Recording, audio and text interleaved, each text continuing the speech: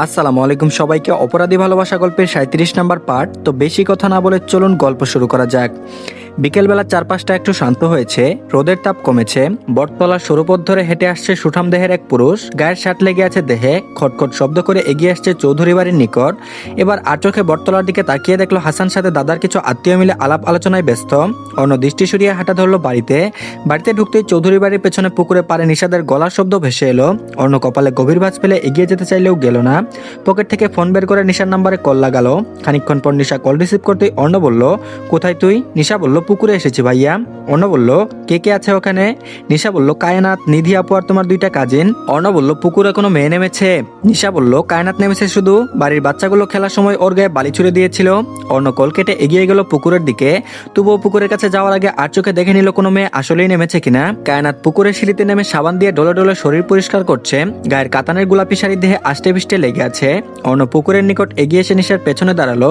তীক্ষ্ণ দৃষ্টি তাক করা কায়নাতের দিকে। কায়নাতের লম্বা চুলগুলো পানিতে ভাসছে। উল্টো ঘুরে দুবার ডুব দিতেই নিশা বলল, ও ভাবি যান, এবার উঠে এসো। সেই কখন নেমেছো সে খেয়াল আছে তোমার? কায়নাত পিছু ঘুরে বলল, আর এক। ব্যাস, অর্ণকে দেখেই মুখের কথা মুখেই রয়ে গেল। অর্ণর ধারালো তীক্ষ্ণ দৃষ্টির দিকে তাকাতেই খানিক শুকনো ঢুক গিলল সে। নিশা ঘাড় ঘুরিয়ে পেছনে তাকাতেই অর্ণর গম্ভীর বদন দেখে উঠে দাঁড়ালো। তার দেখা দেখি নিধি ও বাকিরা উঠে দাঁড়ালো। নিশা আর চোখে কায়নাতকে দেখে বলল, তুমি এখানে আসলে কেন ভাইয়া? অর্ণ বলল, যা এখান থেকে। নিশা নিধিকে ইশারা করতেই সবাইকে নিয়ে ওরা প্রস্থান করলো। কায়নাত উচ্চস্বরে বলল, এই আমাকে রেখে কোথায় যাচ্ছ তোমরা? দাঁড়াও, আমার হয়ে গেছে। বলতে বলতে কায়নাত সিঁড়ি ডিঙিয়ে উপরে উঠতে চাইলো। অর্ণ সামনে চলে আসায় আর উঠতে পারলো না। অর্ণ দাঁত কিরমির করে বলল, বাড়িতে কি ওয়াশরুম নেই? পুকুরে নেমেছো কেন তুমি? কায়নাত ভীতু চোখে অর্ণকে দেখে বলল, বাগানেই বাচ্চারা বালি দিয়ে খেলছিল, সব আমার গায়ে লাগায় ভেবেছি পুকুরেই গোসল করে নিলে ভালো হয়। অর্ণ বলল, সব ফালতু অজুহাত আমাকে দেখাবে না।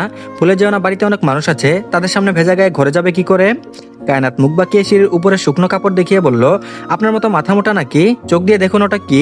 অর্ণ দৃষ্টিনত করে সিঁড়িতে রাখলো। তারপর চোখ ছোট ছোট করে কায়নাতের মুখ পানে তাকিয়ে গায়ের শার্টের বোতাম খুলতে লাগলো। কায়নাত বিস্ময়ে চোখ বড় বড় করে ফেললো। তারপর বলল, শার্ট খুলছেন কেন আপনি? অর্ণ শার্ট খুলে ফোন আর মানিব্যাগ ওই শুকনো কাপড়ের উপর রেখে সিঁড়ি বেয়ে পুকুরে নেমে পড়লো। অবাকের চরম পর্যায়ে পৌঁছে গেল কায়নাত। অর্ণ পুকুরে নেমেছে গোসল করতে। কায়নাত পিছু ঘুরে সিঁড়িতে বসে পড়ার সাথে সাথে গলা অব্দি পানিতে ঢেকে গেল তার শরীর। সে অর্ণ সাঁতার কাটা দেখে ঠোঁট কামড়ে ধরলো। কুক কুক করে কেসে বলল, আপনি সাঁতারও জানেন? অর্ণ কোনো উত্তর দিল না। ফের বলল, এই যে শুনছেন, আমাকে সাঁতার শেখাবেন? অর্ণ সিঁড়িতে এসে দাঁড়ালো। কায়নাতের মনে হলো অর্ণর ভেজা চুলগুলো চোখের সামনে এসে খিলখিল করে হাসছে। পানির ফুটাগুলো কপাল বেয়ে ঝর্ণার মতো নামছে। বুকের ভেতর দুরু দুরু শুরু হলো। লজ্জায় গাল দুটো লাল হয়ে এলো। লজ্জিত নির্লজ্জ দৃষ্টি তবুও ফিরল না স্বামীর থেকে। অর্ণ চুলগুলো মাথার পেছনে ঠেলে দিয়ে হালকা কালচে ঠোঁট চেপে ধরলো। কায়নাতের লাজরাঙা মুখশ্রী দেখে বলল, কি বললে? কায়নাত মিনমিন করে বলল, আমাকে সাঁতার শেখাবেন? অর্ণ নিজের বলিষ্ঠ 2 হাত দিয়ে কায়নাতের শরীর টেনে নিজের কাছে নিয়ে এলো। অস্থিরতায় শ্বাস ঘন হয়ে এলো মেয়েটার। শুকনো ঢুক গিলে অর্ণর খালি বুকে ধাক্কা দিয়ে বলল, না না, শিখবো না আমি, আমার গোসল শেষ, আমি ঘরে যাব। তখন ওই পুকুর পাড়ে এলো অর্ণর সম্পর্কে 2জন চাচি, আতিয়া বেগম, লতা বেগম এবং নুসরাত। তারা পুকুর পাড়ে আসতেই কায়নাত আর অর্ণর ঘনিষ্ঠতা দেখে লজ্জায় দৃষ্টি সরিয়ে নিলেন। আতিয়া বেগম হতভম্ব হয়ে শাড়ি আঁচল দিয়ে মুখ ঢাকলেন। নুসরাত মিটিমিটি হাসলো। আতিয়া বেগম তারা দিয়ে বললেন, চলো তোমরা, আমরা একটু পর আসি। সবাই তাই করলো। একজন চাচি ঠোঁট টিপে হেসে বলল, বইয়ের বয়স কম হলেও অর্ণর সাথে বেশ মানিয়েছে। লতা বেগম বিরক্তিতে কপাল কুঁচকে রাখলেন। আরেকজন চাচি বললেন, বউটা ভীষণ লক্ষ্মী, মিশুক স্বভাব। আতিয়া বেগম শুধু মুচকে হাসলেন। 2জন সুখে থাকলেই তার শান্তি। মেয়েটার কপালে একটু সুখ এলে তিনি আর কিছুই চান না। অর্ণ কায়নাতের কোমরে হাত রেখে ছোট করে বলল, আপনি না সাঁতার শিখবেন? ঘরে গেলে সাঁতার শিখবেন কি করে? কায়নাত লজ্জায় অর্ণর বুকে মুখ লুকালো। তারপর বলল, আমি সাঁতার শিখবো না, ঘরে যাব। অর্ণ কায়নাতের ভেজা লম্বা চুলগুলো ঘাড়ের এক পাশে এনে কায়নাতের কাছে এনে মুখ ফিসফিস করে বলল, মিসেস অর্ণ কি লজ্জা পাচ্ছেন? কায়নাত জোর করে ঠেলে অর্ণর থেকে সরে সিঁড়ি বেয়ে উপরে উঠে শুকনো কাপড়গুলো ভালো করে গায়ে জড়িয়ে নিল। অর্ণর ফোন, শার্ট আর মানিব্যাগ হাতে তুলে নিয়ে লাজুক চোখে অর্ণর দিকে তাকিয়ে বলল, ঠান্ডা লেগে যাবে, ঘরে চলে আসুন। তাড়াতাড়ি পা চালিয়ে কায়নাত বাড়ির দিকে হাঁটা ধরলো। অর্ণ সেদিকে তাকিয়ে চুপচাপ উঠে এলো উপরে। বাড়ির দিকে পা বাড়ানোর আগেই নিশা দৌড়ে একটা সবুজ রঙের টাওয়াল এনে অর্ণর হাতে ধরিয়ে দিল। তারপর বলল, তোমার বউয়ের টাওয়ালটা গায়ে জড়িয়ে ভেতরে যেতে বলেছে। আর এদিকে সন্ধ্যার সময় মাঠে এসেছেন বাড়ির সব পুরুষেরা। কাজ চলছে মাঠে। বড় মাঠের চারপাশে লাইটের ব্যবস্থা করা হয়েছে। হালকা বাতাস চলছে। অর্ণর স্বার্থ শেয়ারের সাথে বসে আছে একপাশে। চেয়ার আনা হয়েছে। কাজ চলছে অনেক রাত অবধি, তাই ছেলেদের খাওয়ার ব্যবস্থা এখানেই করা হয়েছে। স্বার্থ কিছুক্ষণ ফোন ঘেটে অর্ণকে বলল, দেখা করেছিস? অর্ণ মাথা নাড়াই। সে এক বটতলার দিকে দৃষ্টি রেখে বলে, তোর মতো একটা মানুষ ওই বেশ্যার প্রেমে কেমনে পড়লো ভাই? স্বার্থ কপালে বিরক্তকর 3 ভাঁজ ফেলে বলল, আগে পড়শি ঠিক ছিল, ভেরস্কর পাওয়ার টাকা পয়সা দেখে নষ্ট হয়েছে, বিয়ে ছাড়াই ভেরস্কর সাথে লিভিং রিলেশন আছে। অর্ণ বলল, আগে আমি ভাবতাম পড়শির মতো ভালো মেয়ে এই দুনিয়ার একটাও নেই। স্বার্থ বলল, আমিও। অর্ণ চুপচাপ ওদের কথা শুনলো। পড়শি আসলে আগে এমন ছিল না। অর্ণর সাথে রিলেশন থাকাকালীন ওর পোশাক, ব্যবহার, পার্সোনালিটি সবকিছু ছিল ভদ্রতার আভাস। ফেরেশকুর সাথে পরিচয় হওয়ার পর থেকে শুরু হয়েছে এসব নষ্টামি। অর্ণ দীর্ঘশ্বাস পেলে আকাশপানে তাকালো। খোলা মাঠের মাঝখানে তারা, লণ্ঠনের ক্ষীণ আলোয় চারপাশের মুখমণ্ডল আধো অন্ধকারে ঢাকা। পাশে বসে আছে বাড়ির পুরুষেরা, কেউ চুপচাপ, কেউ ধোয়া ছাড়ছে, কেউ বা ফিসফিস করে কথা বলছে, কেউ আবার কাজে লেগে আছে। অর্ণর দৃষ্টি উঠে গেছে আকাশের দিকে। উপরে যেন অসীম কালো চাদরে ছড়িয়ে আছে হাজারো তারা। ঝিকিমিকি আলোয় আকাশ যেন জীবন্ত, যেন নীরব গল্প শোনাচ্ছে তাকে। মৃদু বাতাসে মাঠের ঘাস হালকা দুলছে। দুপুরে পুকুর পাড় থেকে ভেসে আসছে ব্যাঙের ডাক। অর্ণর গভীর চোখে এক ঝলক ভাবনা খেলে যায়। এই বিশাল আকাশ, এই নির্জনতা যেন তার মনের গভীরে জমে থাকা হাজারো কথা লুকিয়ে রেখেছে। প্রেম খানিকটুকু দূরে দাদার পিছু পিছু ঘুরছে। আজগর চৌধুরী বেশ খানিকক্ষণ ধরে দেখছে প্রেম তার পিছু পিছু ঘুরছে। তিনি এক জায়গায় শান্ত হয়ে দাঁড়িয়ে বললেন, কি হয়েছে দাদু ভাই, আমার পিছু পিছু ঘুরছো কেন? প্রেম থতমত খেয়ে যায়। সোজা হয়ে দাঁড়িয়ে বলে, আপনি মুরব্বী মানুষ, অসুস্থ হয়ে গেলে তো আমাকেই দেখতে হবে, আমি ডাক্তার না। আজগর চৌধুরী বলল, আমার কিছু হবে না, আমি এখনো অনেক স্ট্রং। প্রেম জোর করে হাসলো। অসহায় চোখে দূরে আদালের দিকে তাকিয়ে পিছু করে স্বার্থদের দিকে এগিয়ে গেল। স্বার্থর পাশের চেয়ারে বসতেই স্বার্থ বলল, আমার হবু বাচ্চার বাপ হবু দাদা শ্বশুরকে কি পটাতে ব্যর্থ হলো? প্রেম অসহায় কণ্ঠে বলল, তোমরা কেউ আমার হয়ে একটু দাদাকে বলো প্লিজ। অন্য ছোট ভাইয়ের অসহায় মুখশ্রী দেখে বলল, বিয়ে করবি তুই, মেয়ে পছন্দ তোর, তাহলে ও কেন কথা বলবে? প্রেম অর্ণর দিকে তাকিয়ে নাক ছিটকে বলল, বেশি ভাব দেখিও না ভাইয়া, তোমার বিয়ে না হলে এতদিনে তুমিও আমার মতো পাগল হয়ে যেতে। ভাগ্যিস গ্রামের মানুষ কট খাইয়ে বিয়ে দিয়ে দিয়েছে। স্বার্থ ভাবুক হয়ে বলল, অপমান করলি নাকি বাহবা দিলি? প্রেম বলল, অপমান করলেও ভাইয়ের গায়ে লাগবো না, ওর কথা বাদ দাও, তুমি বলো দাদার সাথে কথা বলবে।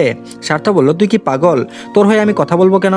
আন্টি না হলে আঙ্কেলকে বল। প্রেম বলল, আব্বুকে বলেছিলাম, আব্বু বলেছে তুমি গিয়ে কথা বলো। স্বার্থ বলল, আর আন্টি? প্রেম ঠোঁট উল্টে অসহায় মুখ বানিয়ে বলল, আম্মুকে বললে পেন্সিল হিল দিয়ে মুখে বাড়ি মারবে। সে শব্দ করে হেসে উঠল। অর্ণর কাঁধে হাত রেখে বলল, তোর ভাগ্যটা দেখেছিস অর্ণ, তুই বিয়ে করতে চাসনি আর তোকে জোর করে বিয়ে দেওয়া হয়েছে, আর তোর ছোট ভাইয়ের অবস্থা দেখতেছিস। প্রেম আহাজারি শুরু করলো। বিয়ের বয়স পার হয়ে এক পা কবরে চলে গেল প্রায়। বিয়ে বোধহয় হবে না এই জন্মে। রাত 12টার দিকে অর্ণরা বাড়ি এলো। বাড়ির কিছু মুরব্বী এখনো রয়েছে মাঠে। অর্ণ নিজের ঘরে এসে দেখলো ঘরের লাইট বন্ধ। ঘরের লাইট অন করে বিছানার দিকে তাকিয়ে দেখলো কায়নাত মোটা কাঁথা জড়িয়ে মুখ ঢেকে শুয়েছে। অর্ণ ওয়াশরুম থেকে ফ্রেশ হয়ে এসে ঘরের লাইট বন্ধ করে পাশে এসে শুতেই কপালে ভাঁজ পড়লো। কায়নাতের গরম শরীরে হাত দিতেই ভাঁজ আরো দৃঢ় হলো। কাঁথা সরিয়ে কায়নাতের গলায় হাত রেখে দেখলো শরীর তুলনামূলক একটু বেশি গরম। মাথা লম্বা ভেজা চুলগুলো বিছানায় ছড়িয়ে ছিটিয়ে আছে। জ্বরে মুখ লাল হয়ে গেছে। অর্ণ উঠে বসলো। দুহাত দিয়ে কায়নাতের মতো ছোট শরীর টেনে নিজের কাছে নিয়ে এসে কায়নাতের গালে চাপড় মেরে বলল, এই মেয়ে উঠো। কায়নাত পিটপিট করে চোখ খুলে তাকালো। জ্বরে চোখ জ্বলছে তার। অর্ণ কায়নাতের গালে হাত রেখে বলল, এই মেয়ে ওষুধ খেয়েছো? কায়নাত ঘুমের তালেই না বলল। অর্ণ কায়নাতকে নিজের থেকে ছাড়িয়ে বলল, ছাড়ো, ওষুধ নিয়ে আসছি। কায়নাত শক্ত করে অর্ণর সুঠাম দেহখানা জড়িয়ে ধরে ফুপিয়ে উঠল। জরালা কণ্ঠে ফিসফিসিয়ে বলল, আপনি জানেন আমার জীবনের সুখের নাম একটাই, আপনি। বাকি সব হারিয়েছি আমি। মা নেই, বাবা নেই, নিজের বলার মতো কেউ নেই। যদি আমি আপনাকেও হারাই তাহলে আমার বেঁচে থাকার মানে কি বলুন?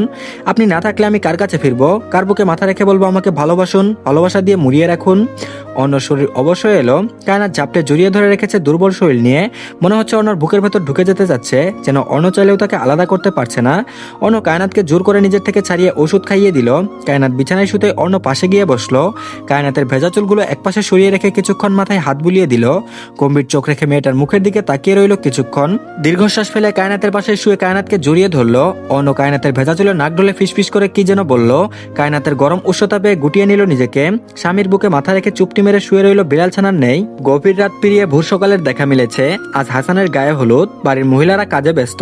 এই বাড়ি থেকে মেয়ে বাড়ি হলুদের ডালা নিয়ে যাওয়া হবে। রাহেলা বানু ক্ষিপ্ত হয়ে বাগানে ঘরে চৌকিতে বসে আছেন। পাশেই আতিয়া বেগম বিরক্ত হয়ে বকবক করে যাচ্ছেন।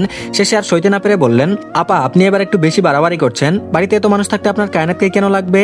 রাহেলা বানু বলল, তোমার কাছে কোন জিনিস বেশি লাগে না আতিয়া? বংশের একটাই বউ, তাও যদি পা মেলা বসে থাকে, তাহলে বউ কইরা ঘরে এনে লাভ কি হইলো? খালি জামাইয়ের বাল ধইরা বসে থাকলে হইব?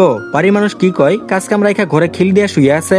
আতিয়া বেগম মুখ লাল হয়ে এলো। তিনি লজ্জায় মুখ ঢাকলেন। নাক মুখ কুচকে বললেন, তারা স্বামী স্ত্রী আপা। আতিয়া বেগম মুখের কথা কেড়ে নিয়ে রাহেলা বানু দাঁত কটমট করে বললেন, বাহানা দিও না তুমি। বংশের প্রথম বউ যখন হইছে ওরে কামে লাগাও। বাড়ির মানুষ ভালো কয় না, উল্টা ওর নামে কানাঘুষা করতেছে। এই পর্যায়ে ভীষণ বিরক্ত হলেন আতিয়া বেগম। প্রত্যেকদিন এই এক ব্যাপার নিয়ে ঝগড়া করতে করতে তিনি অতিষ্ঠ। তারপর বলল, আমার নাতবর নিয়ে দয়া করে আপনি নাক গলাবেন না। মাফ করবেন আপনি। হনহন করে বেরিয়ে গেল আতিয়া বেগম ঘর থেকে। রাহেলা বেগম শক্ত করে তাকিয়ে রইলেন সেদিকে। আতিয়া বেগম বাগান ঘর থেকে বেরিয়ে বাড়ির ভেতর ঢুকলেন। ড্রয়িং রুমে বসে নিধি হলুদ বাচ্চার পাশেই বসে আছে নিশা, সোহা, জয়া, আরো কয়েকজন আত্মীয়। তিনি রান্নাঘরে ঢুকলেন। নিধি হলুদ বাড়তে বাড়তে ঘেমে গেছে, ফ্যানের বাতাসও গায়ে লাগছে না। জয়া নিজের ওনা দিয়ে নিধির কপাল নাক মুছে বলল, আপু তুই রাখ, আমি বেটে দিচ্ছি। নিধি গা ঝাঁকালো, তারপর বলল, আমি পারবো, তুই বরং আমার জন্য ঠান্ডা পানি নিয়ে আয়। তো ধন্যবাদ সবাইকে। এই পার্টটি এই পর্যন্তই। পরবর্তী পার্টও দিয়ে দেওয়া হয়েছে, কমেন্ট বক্সে লিঙ্ক পেয়ে যাবেন আর ডিসক্রিপশন বক্সেও পাবেন। তো সবাই দেখে নেবেন আর সবাই প্লিজ চ্যানেলটিকে সাবস্ক্রাইব করে দিন। ভালো থাকবেন সবাই, আল্লাহ হাফেজ।